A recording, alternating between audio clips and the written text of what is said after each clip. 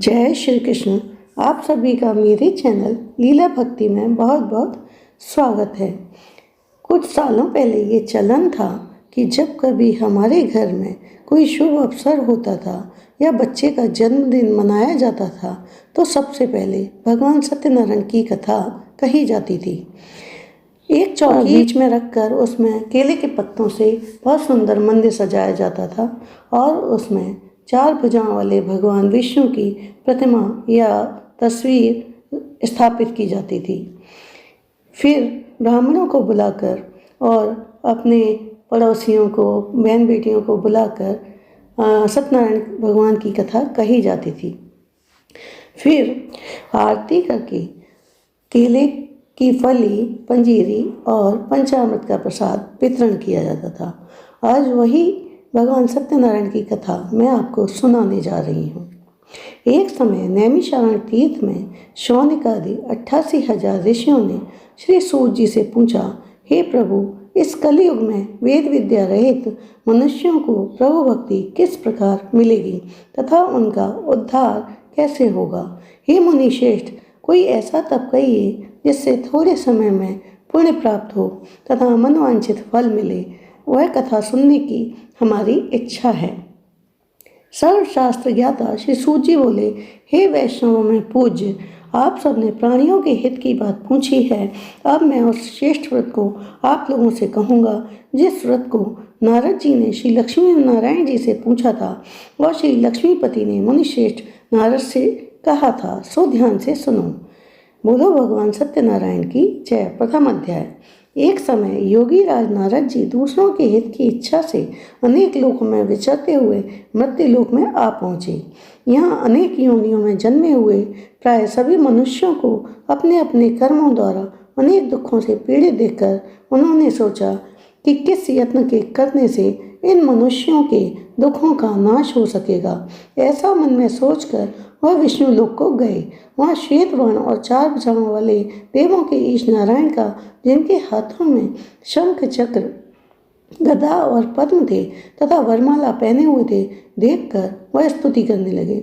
हे भगवान, आप अत्यंत शक्ति से संपन्न हैं। मन तथा वाणी भी आपको नहीं पा सकती। आपका आदि मध्य अंत नहीं है। आप निर्गुण स्वरूप सृष्टि के कारण भक्तों के दुखों को नष्ट करने वाले हैं। आपको मेरा नमस्कार है। नारद जी से इस प्रकार की स्तुति सुनकर विष्णु भगवान बोले, हे मुनिश्रेष्ठ, आपके मन में क्या है? आपका किस कार्य के लिए आगमन हुआ है? निसंकोच कहिए। तब नारद मुनि बोले, मृत्युलोक में सब मनुष्य जो अनेक योनियों में उत्पन्न हुए हैं, अपने अपने कर्मों के द्वारा अनेक प्रकार के दुखों से दुखी हो रहे हैं। हे नाथ, मुझ पर दया रखते हो तो बताइए, उन मनुष्यों के सब दुख थोड़े से ही प्रयत्न से कैसे दूर हो सकते हैं? श्री भगवान बोले, हे नारद, मनुष्यों की भलाई के लिए तुमने यह बहुत अच्छी बात पूछी है। जिस कार्य के करने से मनुष्य मोह से छूट जाता है वह मैं तुमसे कहता हूँ। सुनो। पुण्य देने वाला स्वर्ग तथा मृत्यु लोक दोनों में दुर्लभ एक उत्तम व्रत है। आज मैं प्रेमवश होकर तुमसे कहता हूँ। श्री सत्यनारायण भगवान का यह व्रत अच्छी तरह विधान पूर्वक करके मनुष्य तुरंत ही यहाँ सुख भोग कर मरने पर मोक्ष को प्राप्त होता है। श्री भगवान के वचन सुनकर नारद मुनि बोले कि उस व्रत का फल क्या है, क्या विधान है, किसने यह व्रत किया था और किस दिन यह व्रत करना चाहिए, विस्तार से कहिए। भगवान बोले, दुख शोक आदि को दूर करने वाला, धन धान्य को बढ़ाने वाला, सौभाग्य तथा संतान को देने वाला यह व्रत सब स्थानों पर विजयी करने वाला है। भक्ति और श्रद्धा के साथ किसी भी दिन मनुष्य श्री सत्यनारायण की संध्या के समय ब्राह्मणों और बंधुओं के साथ धन परायण होकर पूजा करें। भक्ति भाव से नैवेद्य, केले का फल, घी, दूध और गेहूं का चूर्ण सवाया लें। गेहूं के अभाव में साठी का चूर्ण, शक्कर तथा गुड़ लें और सब भक्षण युक्त पदार्थ जमा करके भगवान को अर्पण करें तथा बंधु बांधवों सहित ब्राह्मणों को भोजन कराएं। इसके पश्चात स्वयं भोजन करें। नृत्य गीत आदि का आचरण कर श्री सत्यनारायण भगवान का स्मरण करते हुए समय व्यतीत करें। इस प्रकार व्रत करने पर मनुष्य की इच्छा निश्चय पूरी होती है। विशेषकर कलिकाल में मृत्युलोक पर यही मोक्ष का सरल उपाय है। इत श्री सत्यनारायण व्रत कथा का प्रथम अध्याय संपूर्ण। श्रीमन्नारायण नारायण नारायण, श्रीमन्नारायण नारायण नारायण, भजमन्नारायण नारायण नारायण, भजमन्नारायण नारायण नारायण, श्रीमन्नारायण नारायण नारायण। बोलो श्री सत्यनारायण भगवान की जय। द्वितीय अध्याय। सूत जी बोले, हे ऋषियों, जिसने पूर्व काल में इस व्रत को किया है उसका इतिहास कहता हूँ, ध्यान से सुनो। सुंदर काशीपुर नगरी में एक अत्यंत निर्धन ब्राह्मण रहता था। वह भूख प्यास से बेचैन हुआ नित्य पृथ्वी पर विचरण करता था। ब्राह्मणों से प्रेम करने वाले भगवान ने ब्राह्मण का रूप धारण कर उसके पास जाकर आदर के साथ पूछा, हे विप्र, तू नित्य दुखी हुआ पृथ्वी पर क्यों विचरण करता है? श्रेष्ठ ब्राह्मण बोला, मैं निर्धन ब्राह्मण हूँ, भिक्षा के लिए पृथ्वी पर फिरता हूँ। हे भगवान, यदि आप इसका उपाय जानते हो तो कृपा करके कहो। वृद्ध ब्राह्मण बोला कि सत्यनारायण भगवान मनोवांछित फल देने वाले हैं, इसलिए हे ब्राह्मण, तू उनका पूजन कर, जिसके करने से मनुष्य सब दुखों से मुक्त हो जाता है। ब्राह्मण को व्रत का सारा विधान बतलाकर वृद्ध ब्राह्मण का रूप धारण करने वाले श्री सत्यनारायण भगवान अंतर्ध्यान हो गए। जिस व्रत को वृद्ध ब्राह्मण ने बतलाया है उसको मैं करूँगा, यह निश्चय करने पर उसे रात भर नींद नहीं आई। वह सवेरे उठा, सत्यनारायण भगवान के व्रत का निश्चय कर भिक्षा के लिए चला। उस दिन उसको भिक्षा में बहुत धन मिला, जिससे बंधु बांधवों के साथ उसने श्री सत्यनारायण का व्रत किया। इसके करने से वह विप्र सब दुखों से छूटकर अनेक प्रकार की संपत्तियों से युक्त हुआ। उस समय से वह विप्र हर मास व्रत करने लगा। इस प्रकार सत्यनारायण भगवान के व्रत को जो करेगा वह सब पापों से छूटकर मोक्ष को प्राप्त होगा। आगे जो पृथ्वी पर श्री सत्यनारायण भगवान का व्रत करेगा वह मनुष्य सब दुखों से छूट जाएगा। इस प्रकार नारद जी से नारायण जी का कहा हुआ यह व्रत मैंने तुमसे कहा। हे विप्रो, मैं अब और क्या कहूँ? ऋषि बोले, हे मुनिवर, संसार में उस विप्र से सुनकर और किस किस ने इस व्रत को किया वह हम सब सुनना चाहते हैं। इसके लिए हमारे मन में श्रद्धा है। सूत जी बोले, हे मुनियों, जिस जिसने इस व्रत को किया है वह सब सुनो। एक समय एक विप्र धन और ऐश्वर्य के अनुसार बंधु बांधवों के साथ व्रत करने को तैयार हुआ। उसी समय एक लकड़ी बेचने वाला बूढ़ा व्यक्ति वहां आया और बाहर लकड़ियों को रखकर विप्र के मकान में गया। प्यास से दुखी लकड़हारा उनको व्रत करते देखकर विप्र को नमस्कार कर कहने लगा कि यह आप क्या कर रहे हैं और इसके करने से क्या फल मिलता है, कृपया मुझसे कहो। ब्राह्मण ने कहा, सब मनोकामनाओं को पूरा करने वाला यह श्री सत्यनारायण भगवान का व्रत है। इसकी कृपा से मेरे यहाँ धन धान्य आदि की वृद्धि हुई है। विप्र से इस व्रत के बारे में जानकर लकड़हारा बहुत प्रसन्न हुआ। वह चरणामृत लेकर और प्रसाद खाने के बाद अपने घर को गया। लकड़हारे ने अपने मन में इस प्रकार का संकल्प किया कि आज ग्राम में लकड़ी बेचने से जो धन मिलेगा उसी से मैं श्री सत्यनारायण भगवान का उत्तम व्रत करूँगा। मन में ये विचार कर वह बूढ़ा आदमी लकड़ियाँ अपने सिर पर रखकर जिस नगर में धनवान लोग रह रहे थे ऐसे सुंदर नगर में गया। उस दिन वहाँ पर उसे उन लकड़ियों का दाम पहले दिनों से चौगुना मिला। तब वह बूढ़ा लकड़हारा दाम ले और अति प्रसन्न होकर पके केले की फली, शक्कर, घी, दूध, दही और गेहूं का चूर्ण इत्यादि श्री सत्यनारायण भगवान के व्रत की कुल सामग्रियों को लेकर अपने घर गया।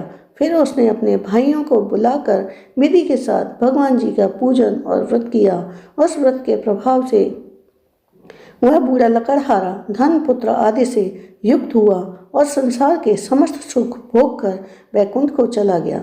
इत श्री सत्यनारायण व्रत कथा का द्वितीय अध्याय संपूर्ण।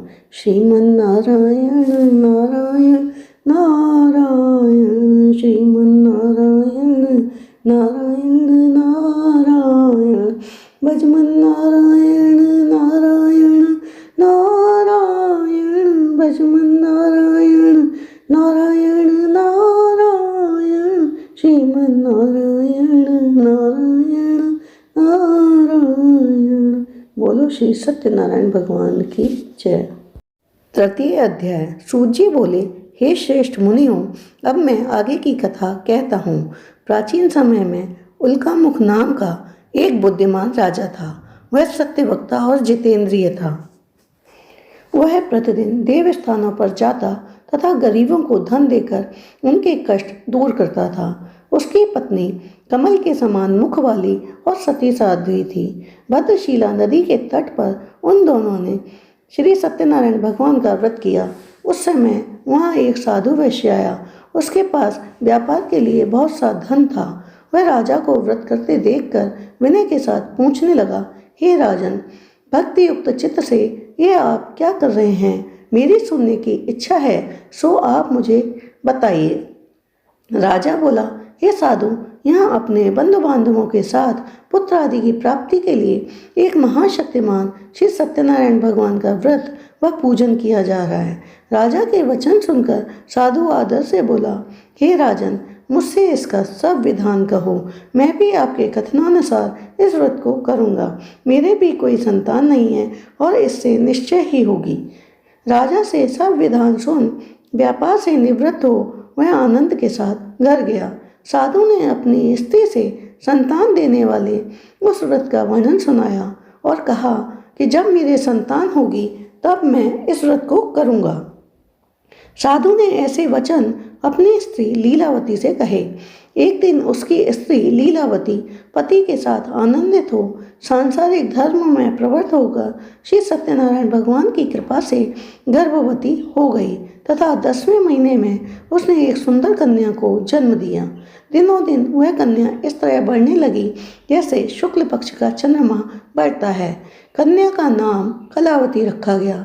तब लीलावती ने मधुर शब्दों में अपने पति से कहा कि जो आपने संकल्प किया था भगवान का व्रत करूंगा, अब आप उसे करिए। साधु बोला, हे प्रिय, इसके विवाह पर करूंगा। इस प्रकार अपनी पत्नी को आश्वासन दे वह नगर को गया। कलावती पितृगृह में वृद्धि को प्राप्त हो गई। साधु ने जब नगर में सखियों के साथ अपनी पुत्री को देखा तो तुरंत ही दूत को बुलाकर कहा कि पुत्री के लिए कोई सुयोग्य वर देख कर लाओ। साधु की आज्ञा पाकर दूत कंचन नगर पहुंचा और वहां पर खोज और देखभाल कर लड़की के लिए कोई सुयोग्य वणिक पुत्र को ले आया। उस सुयोग्य लड़की को देखकर साधु ने अपने बंधु बांधवों सहित प्रसन्नचित्त अपनी पुत्री का विवाह उसके साथ कर दिया, किंतु दुर्भाग्य से विवाह के समय भी उस व्रत को करना भूल गया। तब श्री भगवान क्रोधित हो गए और उन्होंने शाप दिया कि तुम्हें दारुण दुख प्राप्त होगा। अपने कार्य में कुशल साधु बनिया जामाता सहित समुद्र के समीप स्थित रतनपुर नगर में गया और वहाँ दोनों ससुर जमाई चंद्रकेतु राजा के उस नगर में व्यापार करने लगे। एक बार भगवान श्री सत्यनारायण की माया से प्रेरित कोई चोर राजा का धन चुराकर भागा जा रहा था, किंतु राजा के दूतों को आके देखकर चोर ने घबरा कर भागते हुए राजा के धन को वहीं चुपचाप रख दिया जहाँ पे ससुर जमाई ठहरे हुए थे। जब दूतों ने उस साधु वैश्य के पास राजा के धन को रखा देखा तो दोनों को बांध कर ले गए और प्रसन्नता से दौड़ते हुए राजा के समीप जाकर बोले, ये दो चोर हम पकड़कर लाए हैं, आप देखकर आज्ञा दें। तब राजा की आज्ञा से उनको कठिन कारावास में डाल दिया गया और उनका धन भी छीन लिया गया। श्री सत्यनारायण भगवान के श्राप द्वारा उनकी पत्नी भी घर पर बहुत दुखी हुई और घर में जो धन इत्यादि रखा था चोर उसे चुरा कर ले गए। शारीरिक व मानसिक पीड़ा तथा भूख प्यास से अति दुखी हो अन्न की चिंता में कलावती एक ब्राह्मण के घर गई। वहाँ उसने श्री सत्यनारायण भगवान का व्रत होते देखा, फिर कथा सुनी तथा प्रसाद ग्रहण कर रात को घर आई। माता ने कलावती से कहा, हे पुत्री, अब तक कहाँ रही व तेरे मन में क्या है? कलावती बोली, माता, मैंने एक ब्राह्मण के घर श्री सत्यनारायण भगवान का व्रत देखा है। कन्या के वचन सुनकर लीलावती भगवान के पूजन की तैयारी करने लगी। लीलावती ने परिवार और बंधुओं सहित श्री सत्यनारायण भगवान का पूजन किया और वर मांगा कि मेरे पति और दामाद शीघ्र आ जाएं। साथ ही प्रार्थना भी की कि हम सबका अपराध क्षमा करो। श्री सत्यनारायण भगवान इस व्रत से संतुष्ट हो गए और उन्होंने राजा चंद्रकेतु को स्वप्न में दर्शन देकर कहा, हे राजन, दोनों वैश्यों को प्रातः ही छोड़ दो और उनका सब धन जो तुमने ग्रहण किया है दे दो, नहीं तो मैं तेरा धन, राज्य, पुत्र आदि नष्ट कर दूंगा। राजा से ऐसा वचन कहकर भगवान अंतर्ध्यान हो गए। प्रातःकाल राजा चंद्रकेतु ने सभा में अपना स्वप्न सुनाया। फिर दोनों वणिक पुत्रों को कैद से मुक्त कर सभा में बुलाया। दोनों ने आते ही राजा को नमस्कार किया। राजा मधुर वचनों से बोला, हे महानुभावों, भाग्यवश ऐसा कठिन दुख तुम्हें प्राप्त हुआ है, अब तुम्हें कोई भय नहीं। ऐसा कहकर राजा ने उनको नए नए वस्त्राभूषण पहनाए तथा जितना धन लिया था उससे दुगना धन देकर आदर से विदा किया। दोनों वैश्य अपने घर की ओर चल दिए। इत श्री सत्यनारायण व्रत कथा का तृतीय अध्याय संपूर्ण। श्रीमन्नारायण नारायण नारायण, श्रीमन्नारायण नारायण नारायण, भजमन्नारायण नारायण नारायण, भजमन्नारायण नारायण नारायण, श्रीमन्नारायण नारायण नारायण। बोलो श्री सत्यनारायण भगवान की जय। चतुर्थ अध्याय। सूची बोले, वैश्य ने मंगलाचार करके यात्रा आरंभ की और अपने नगर को चल दिए। उनके थोड़ी दूर निकलने पर दंडी वेशधारी श्री सत्यनारायण ने उनसे पूछा, हे साधु, तेरी नाव में क्या है? अभिमानी वणिक हंसता हुआ बोला, हे दंडी, आप क्यों पूछते हो? क्या धन लेने की इच्छा है? मेरी नाव में तो बेल और पत्ते भरे हैं। वैश्य के ऐसे कठोर वचन सुनकर श्री भगवान ने कहा, तुम्हारा वचन सत्य हो। दंडी ऐसा कहकर वहां से दूर चले गए। कुछ दूर जाकर वह समुद्र के किनारे बैठ गए।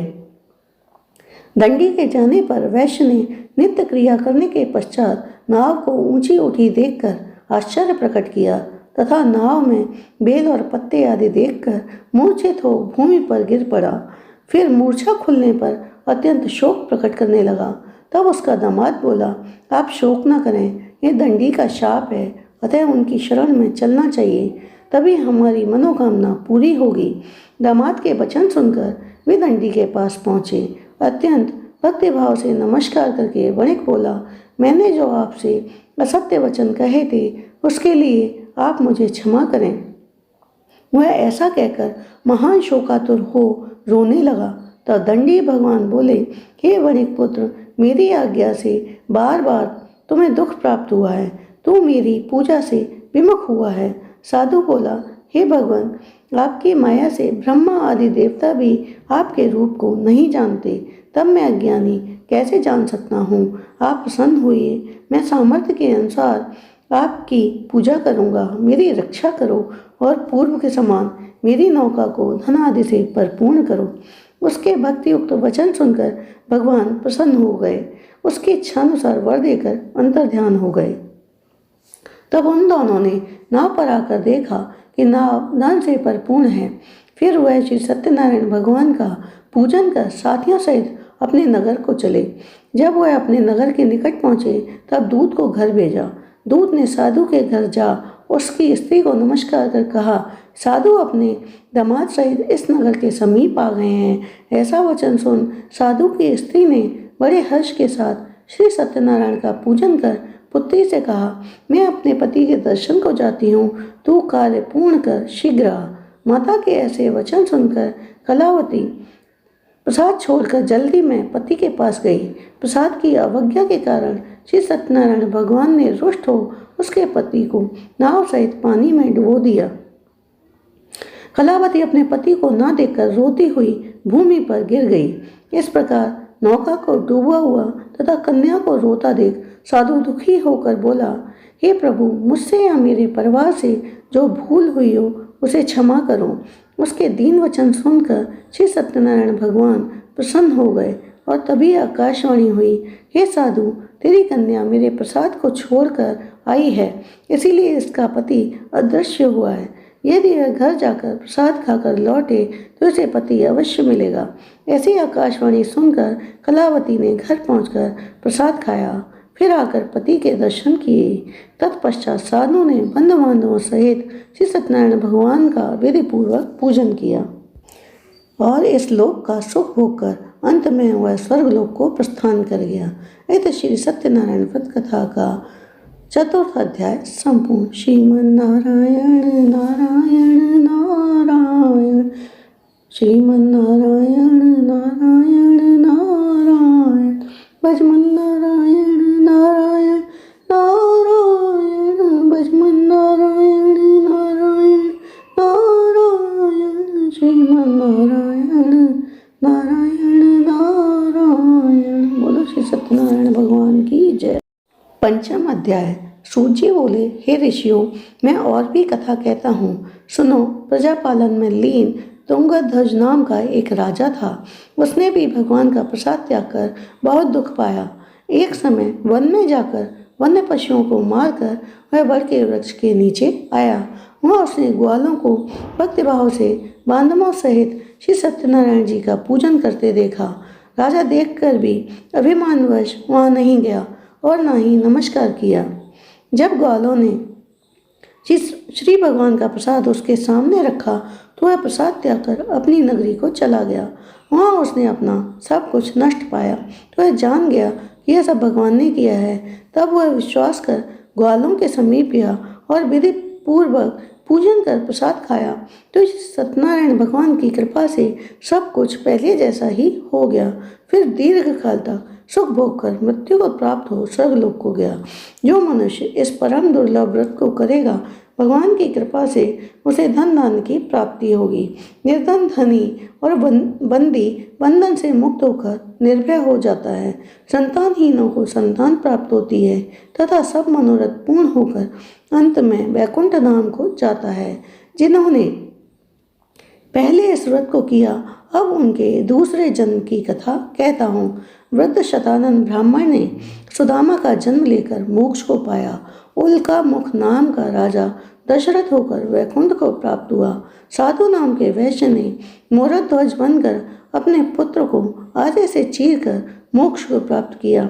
महाराज तुंगध्वज ने स्वयंभू होकर भगवान में भक्तियुक्त हो कर्म कर मोक्ष प्राप्त किया। इत श्री सत्यनारायण व्रत कथा का पंचम अध्याय संपूर्ण।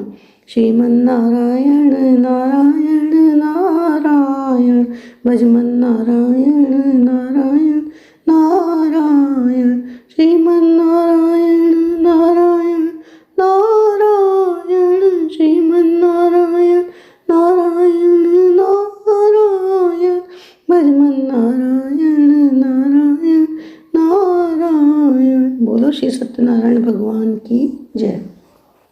आरती। ओम जय लक्ष्मी रमणा स्वामी, जय लक्ष्मी रमणा, सत्यनारायण स्वामी, सत्यनारायण स्वामी, जनपातक हरणा।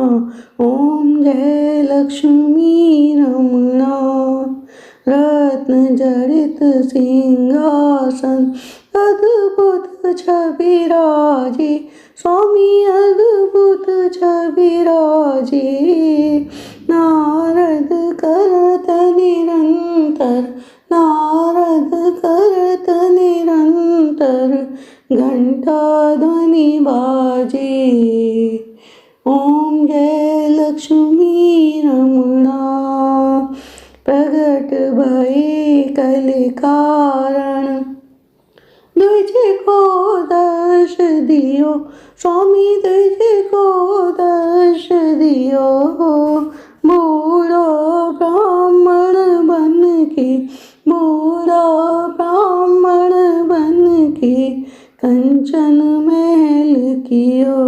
ओम जय लक्ष्मी रमणा, दुर्बल भील कठारो, इन पर कृपा करी, स्वामी इन पर कृपा करी। चंद्रचूड़ एक राजा, चंद्रचूड़ एक राजा तिनकी विपत हरी।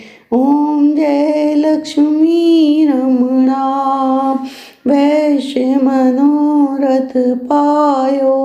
श्रद्धा तज दीनी स्वामी श्रद्धा तज दीनी।